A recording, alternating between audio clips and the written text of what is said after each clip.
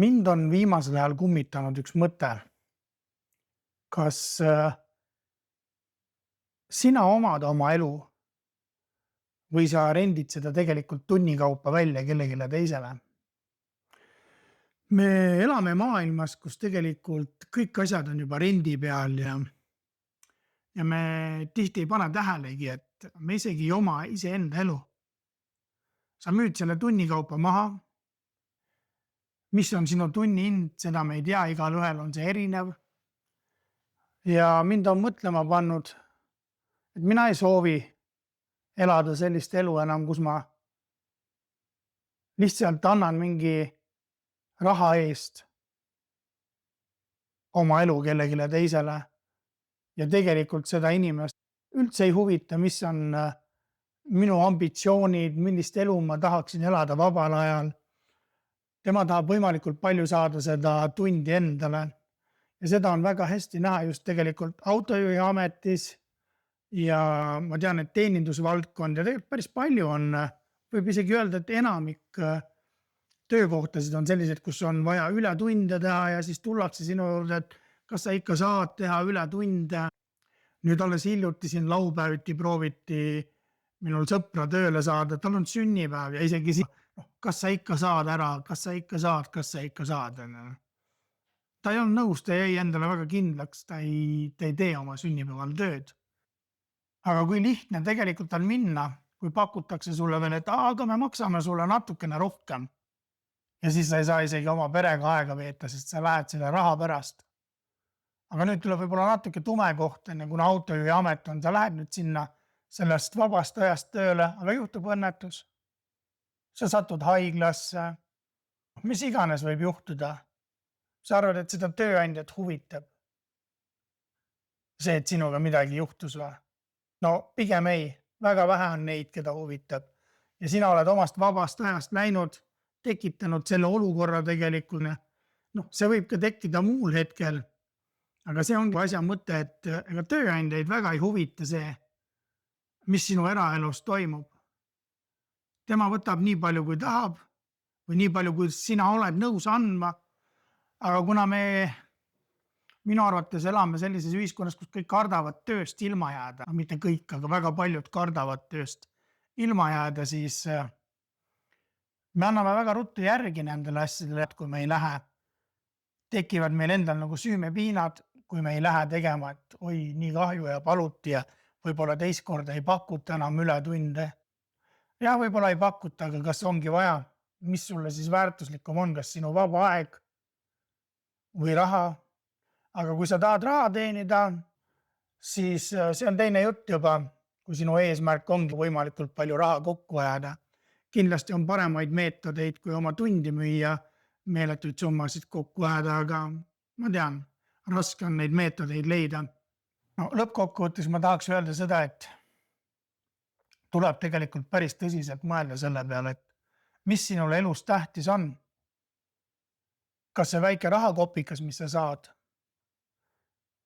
Või näiteks teha midagi iseenda jaoks või oma pere jaoks. Isegi lihtne jalutuskäik looduses annab sulle rohkem kui kellegi teise jaoks rügamine. Sa saad oma mõtetes olla, aga ma soovitan loodusesse kindlasti minna ilma kõrvaklappide ja ilma muusikata. Me tänapäeval tihti varjame oma mõtteid just sellega, et me otsime mingisugust sotsiaalmeedia tegevust, muusikat, kuulame muusikat pidevalt, aga me ei ole enam iseenda mõtetega. Jah, kõlab vanainimese jutt, aga kui nüüd vaatad bussijaamas inimesi, siis kõigil on telefonid käes või bussis on telefonid käes. Minu lapsepõlves sellist asja ei olnud, sest mobiiltelefon oli ainult telefon ja mina sain oma esimese mobiiltelefoni, kui ma olin, ma arvan, 17-aastane ja sellel ei olnud mingisuguseid nutiseadme funktsioone peal. See oli täiesti tavaline helistamise telefon ja see oli nii mõttetult kallis ja minuti hind oli ka mõttetult kallis. Me lihtsalt istusime bussipeatuses, vaatasime, olime oma mõtetega. bussi peal sõitsid, isegi raamatu lugemine oli raskendatud, sest bussid värisesid nii kõvasti. Et hästi palju sai nagu enda mõtetes olla. Ja nüüd olen isegi mina sinna lõksu sattunud, mis isegi enamus tegelikult nii lihtne on sinna nutiseadme lõksu langeda. Sa lihtsalt ei pane tähelegi, kui sul juba telefon on ja juba sa scrollid ja juba on 10 minti, pool tundi, tund ja mida sa sealt targemaks oled saanud, mitte midagi, lihtsalt dopamiini ja ongi kõik, kogu muusika.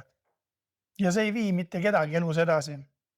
Ma tean, et isegi autojuhiametiga on see koht, kus ma sõitsin pikkadel reisidel, olin kaugsõidu autojuht ja ma kuulasin väga palju motiveerivaid videosid ja läbi siis audioraamatute harisin ennast, aga mitte midagi rakendada ei saa.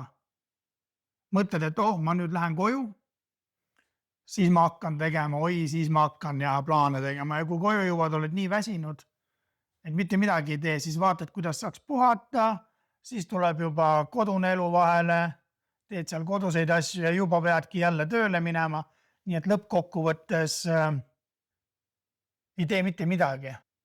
Ja tihti on veel see, kus sa teed kodus näiteks, tuled töölt, ma nüüd hakkan tegema ja siis teed kodus. Ja sa teed väga tuhinaga kõiki asju, aga sa teed kõiki asju tuhinaga, mis sul on sellel hetkel vaja teha. Et sa tegelikult ei liigu elus edasi nende asjade tegemisega. Et sa võid neid nõusid kodus pesta nii usinalt kui võimalik, aga see ei vii sind elus edasi. Muidugi see ei tähenda, et sa jätad nõud pesemata. Aga sa otsid jälle selliseid, sa hoiad nagu oma keha tegevuses, aga sa ei tee neid asju, mis sind edasi viiks. Et peaks rohkem mõtlema selle asja peale, kuidas rakendada neid asju, mis sind elus edasi viib. Reaalseid plaane teha. Plaanide kirjutamise seal ma praegu ütlen, aga ma olen olnud läbi elu kõige halvem plaanide tegija. Ja nüüd ma olen hakanud plaane tegema siin viimase poole aasta jooksul ja ma julgeks öelda, et viimase 3 kuu jooksul olen ma reaalselt hakanud neid plaane ellu viima. Kaasa arvatud see YouTube'i kanal. See on tegelikult päris hea tunne, et tihti on see, et kui sa tahad mingit plaani teha, siis ma arvan, et sa ei tohi küsida endalt, mis ma nüüd tegema hakkan. Vaid pigem küsid selle, et näiteks millise eesmärgini ma tahan jõuda, et mis eesmärk on, paned paika reaalselt. Näiteks mina tahan oma elu muuta, ma panen oma elu muutva eesmärgi paika ja siis ma hakkan lahti arutama vaikselt, mida ma siis selleks pean tegema, et sinna jõuda sinna. Ja see lahti arutamine on tegelikult päris keeruline protsess. Aga vahet ei ole, kui läheb pekki vahepeal. Ega plaane saab alati muuta ju. Plaanid on tegelikult meil ju endal välja mõeldud asjad, me võime iga kell neid muuta, kes see keelab. Lihtsalt, et see siht oleks silme ees, sest ma olen elanud sihitut elu 44 aastat. Ebareaalne, kuidas aeg läheb.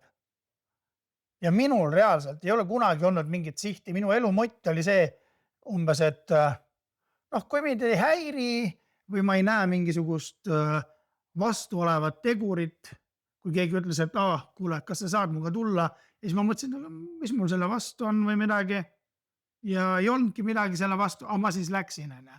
Aga ma ei pannud tähelegi, kuidas ma läksin kellegi teisele appi ja sealt võtsin jälle endalt aega ära. Ja ma ei saanud teha jälle neid asju, mida mina peaksin tegema, et elus edasi viia või elus edasi minna. Siis nüüd ma olen oma mõtlemist muutunud ja ma ei lase enam sedasi minna. Aga nüüd mu jutt hakkab korduma vaikselt juba, nii et kui sa midagi siit videost endale said või mingit mõtet, siis jaga siia alla kommentaari. Ma huviga loen neid ja kui on mingid küsimusi, siis ma proovin nendele vastata. Ja kui sulle see video midagi pakkus, siis vajuta telli ja näeme järgmises videos.